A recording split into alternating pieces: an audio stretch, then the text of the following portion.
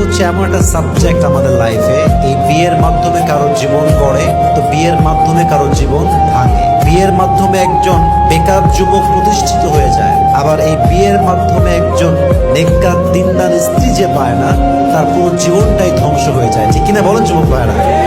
So I think it is most important chapter in our life. It is the most important decision in our life. আমাদের জীবনের সবচেয়ে গুরুত্বপূর্ণ সিদ্ধান্তের নাম হচ্ছে বিয়ের সিদ্ধান্ত।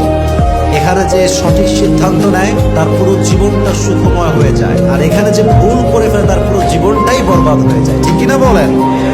It is most important decision in your life. So before you are going to get married with someone, please try your best to justify the person from your best level of capacity. আপনাকে try করতে হবে যে আমি কাকে বিয়ে করছি, কেন বিয়ে করছি, তার গুণ আছে কিনা, সে দিনদার কিনা, তার আব্বা আম্মা দিনদার কিনা, তার পরিবারটা কেমন, তার বেড়ে ওঠা কেমন, তার বর্তমানটা কেমন, এগুলো দেখে বিয়ে করার দরকার। যুবক ভাইরা বলেন তো সবাই, আজ না নাই? খুব দরকার আছে যুবক ভাইরা। বুঝলে বুঝপাতা, না বুঝলে তেজপাতা। যদি বোঝেন জীবনটা বরকতময় করে দিবে, একজন আওয়াজ দিয়ে বলেন তো তিনি কে?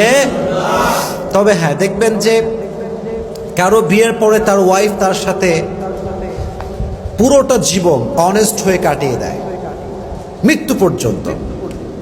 আবার কাউকে দেখবেন যে বিয়ের মাত্র 1 মাস পরেই বউ পালিয়ে যায়, 2 মাস পরেই বউ পালিয়ে যায়। এরকম হয় না যুবক ভাইরা? হয় না? হয় না?